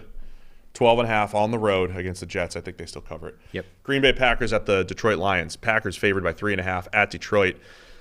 We had a little PFF NFL Daily today talking about the Packers and Packers media posing the question, are they blowing it? As the Super Bowl window closed for Aaron Rodgers, we discussed that a little bit. There was no trade deadline move for the Packers. Nope. But going to Detroit, as we mentioned, historically bad defense here.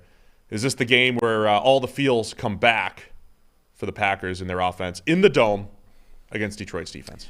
This features one of the most fun one-on-one matchups of the week. Rashawn Gary versus Penei Sewell. Frankly, to hell with the rest of the game. I'm just fascinated to watch that all the way through. Rashawn Gary, I think, has picked up where he left off last season. He's one of the best edge rushers in the league. He's extremely imposing, dominant, consistent, all the things that he wasn't at the start of his career. And Penei Sewell looks like one of the best right tackles in the league. He's got, I think, the second best right tackle grade, maybe third. He looks really good, hasn't been giving up much pressure at all. So those guys, I think, are going to have a great one-on-one back and forth. The Lions' offense, too, as a whole, we've talked about quite a bit. You like to say that they didn't make sense early on, but they were creating explosive plays in the run game and in the pass game. Off of that, it's been a little bit less consistent over these last couple weeks, but Goff's coming off his best game. But this Lions rushing attack against Packers run defense, we highlighted this last week too. They've been hit or miss. Bottom 10 as far as run defense goes. Is this a game where the Lions running attack, they can't create those explosive plays against the Packers team? Where are their linebackers now? I mean, Quay Walker will be back, but they were banged up last week. They've given up some explosive runs this year. This could be, the Lions at least keeping it close. I think this is a Packers get-right spot, though, overall. But can the Lions pull the upset? I think the run game would be a big part of it. Yeah, Andre Campbell's knee, questionable with a knee. Another offensive line that is very tilted towards being a run-blocking unit versus a pass-blocking unit. They're much better run-blocking than they are pass-protecting, even with Penei Sewell, playing really well as a pass blocker. So if they're going to win, I think the run game is a big part of it, or even if they're going to cover it, it's what they should be leaning on. It is still a very confusing offense. Like, they don't have a bunch of guys that are just sort of better than you. Even like Amon-Ra St. Brown is their best receiver, and even Amon-Ra St. Brown, there's nothing that he does that sort of terrifies you from wow, this is just unstoppable. his route running, none of this is amazing. It's just that he's good, and they scheme him up well over the middle and from the slot and all those kinds of things. And I think that's why they go through these phases where it just doesn't function necessarily, because there's nothing there that is imposing or tremendously difficult to stop. They're just kind of picking up all the low-hanging fruit and keep coming back for more and more. And Jared Goff, all right, I might not be amazing, I'm Jared Goff, but I'm going to keep swinging. And there's something to that in the NFL. The Lions won the game Week 18 last year when Aaron Rodgers, I think they played either half or just a couple drives. But the Lions, they got back on track late season with the win. But they've only got the one win this year. We thought that the Lions, how do you look at the Lions, right? Because the preseason narrative, the late Dr. Eager, was telling everybody, get on the Lions. Get on the Lions. Restore the roar. Win total. Restore the roar. Has not been restored. Has not been restored so far. But just like, was it Washington a couple years ago where they were 1-6 or whatever and turned it around? I mean, you do see those turnarounds sometimes. And oftentimes Dolphins did it last year as well, right? Where a team where the preseason expectations finally matched, but halfway through the year. Can the Lions be that team where they should be better, right? The defense shouldn't be this bad. So the problem they have is that it's the concern we flagged heading into the year. We love the process of what they did with this rebuild, the multi-year rebuild project, the idea of it all starting to coalesce together as one glorious whole heading forward after a few years. It only works if you pick the right players, And those guys, so the idea that they take a year or two to develop at certain positions, fine, but you need to see that development. And right now, the problem that the Lions have is that they haven't. So all the players that are supposed to have taken a step this year and moved this team forward in a meaningful direction, they haven't. Yeah. So, guys like any of the defensive linemen, where is their defensive line? Where is the pressure? Aiden Hutchinson leads the team in pressures with 22, and he's been okay. He's got some flashes, there's some elite plays in there, but it's 227 pass rushes to get 22 pressures, which is kind of average. Nobody else has more than 10 pressures on the defense. Nobody. So the Charles Harris, the Aquaras, they had this whole group of guys that were supposed to platoon and become a really good pass rushing unit. They haven't. The defensive interior guys, Alim McNeil, Uzurike, those guys, again, it hasn't shown up. So the team just isn't better than it was supposed to. Injuries, too, with some of those guys. Harris is coming back this week. Right. I believe, or he's at least potentially coming back. Problem, right? It's a difficult one. Uzurike. He's been injured. But you're right, the Alim McNeils of the world. Right. So you're hoping for whether injury or simply not developing, the group that they would have expected to take a step this year, none of them have. Right. Which means you're no better than you were a year ago. The plan was for natural development and evolution to take this team forward. But if those guys don't do that, you didn't. So, Doug Kyde, cousin Doug, had a thing in his sort of reaction to the Hawkinson trade about how trading away a 25-year-old tight end who was a former, a number 8 overall pick, whatever. If he's not in your long-term plan, it suggests that the plan has been pushed back. I don't quite agree with his logic in that I think they might just not think Hawkinson is that good, and they don't want to pay him. But I think the point is actually correct, which is you have to push the plan back at this point because you're not where you thought you would be. The plan hasn't, you're not where you were expected to be. You're no longer at this train station along the journey. You're 5 stations back because these guys haven't developed. Maybe. I don't know. I think the turnaround can happen quicker than you think in the NFL. It just hasn't happened for a while for the Lions, unfortunately. I think it's a Packers bounce back game, man. I think Rodgers in that passing attack, Romeo Doubs. I'm still just a big believer in Romeo Doubs. We saw that really nice catch last week. I think the passing attack has a big game for Green Bay here. I'll take them to cover the 3.5. Las Vegas Raiders at the Jacksonville Jaguars. Vegas favored by 1.5 here at the Jaguars.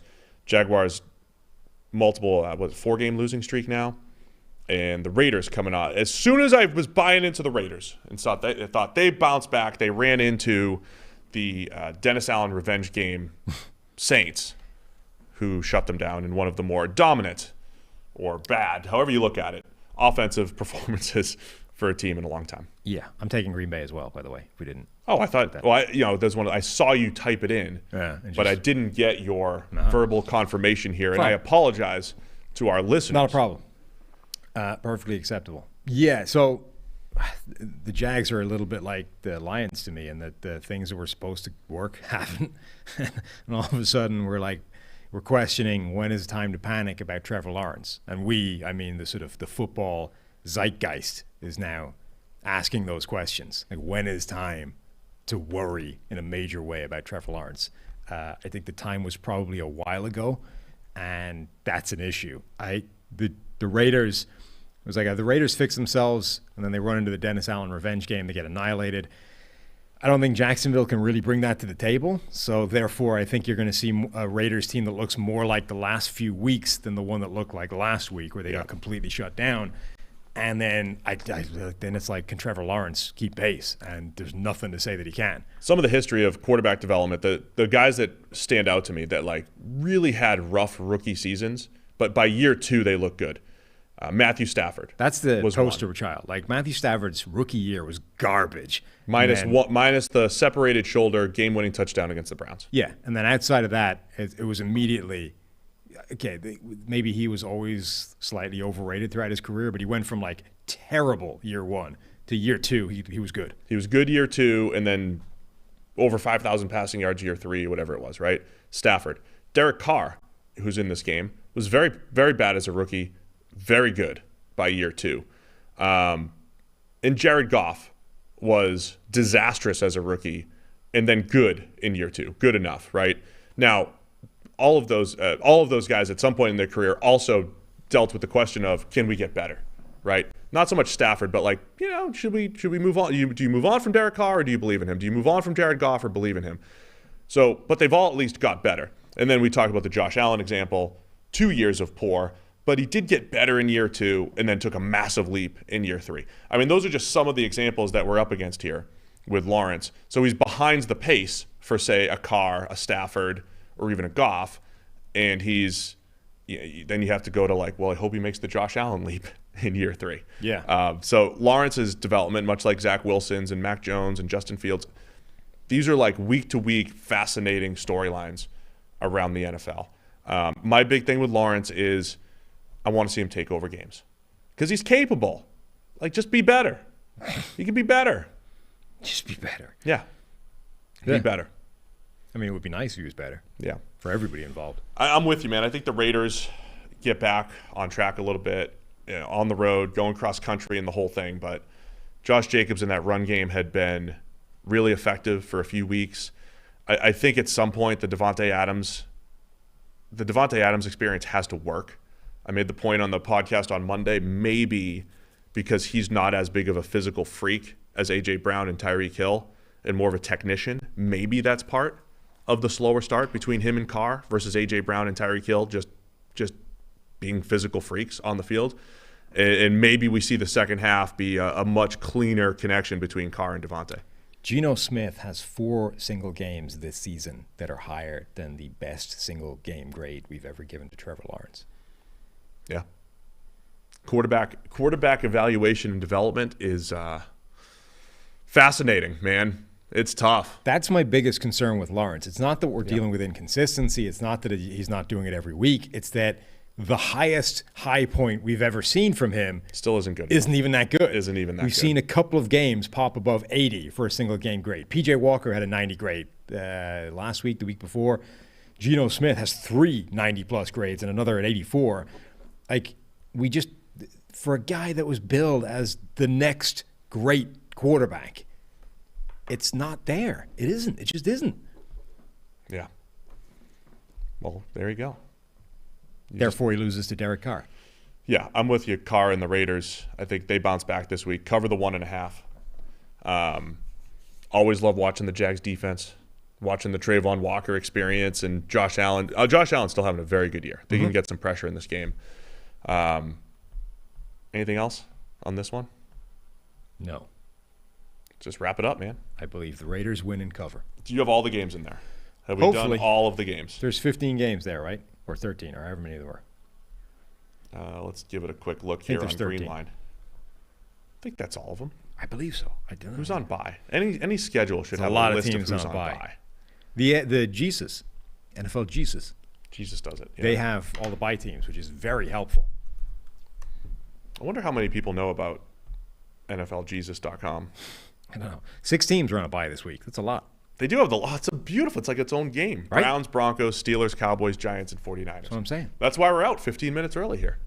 I get a 2:15 meeting. It's perfect. Perfect. Done. Yeah. Enjoy Eagles Texans tonight. Go check out the baseball. And go check out. Is the World Series tonight too? I don't mean that. What I mean do you our think? baseball. What do you think about last night's game? Phenomenal. This is the first time ever a collective no-hitter was pitched in the postseason.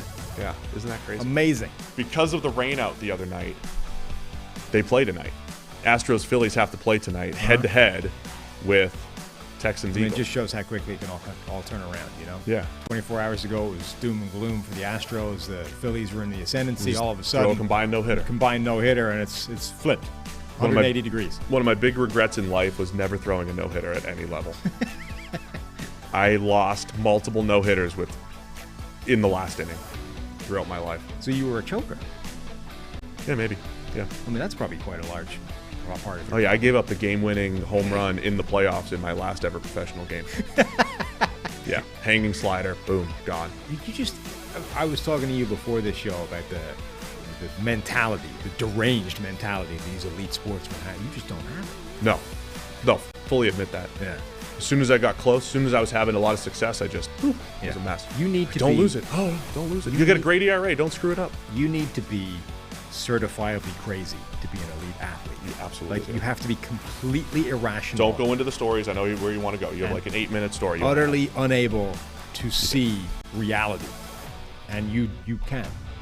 You're too much of a realist. You're way too realistic. I mean, even when I was performing well, I was like, this isn't sustainable. I know the numbers. Yeah. You know? Uh-huh. I'm like really overachieving right now. Of the two of us, I think I'm closer to that level of like lunacy. Yeah. Yeah. I was a big time overthinker. Yeah. That's why my old teammate Bumgarner is just like, oh, I pitched yesterday? Oh, I don't care. My arm feels great. It's Game 7 of the World Series. Let's go. Mm-hmm. Crazy. Anyway, let's do it. Hit that thumbs up button on your way out, please. Yes. We love you guys. Appreciate everybody for tuning in. And we'll be back here on Monday morning breaking down all the Week 9 NFL action. Email us or leave in the comments. Charity suggestions, forfeit suggestions, whatever we can do next. We are here to serve you and the charities. Thanks, everybody. See you Monday.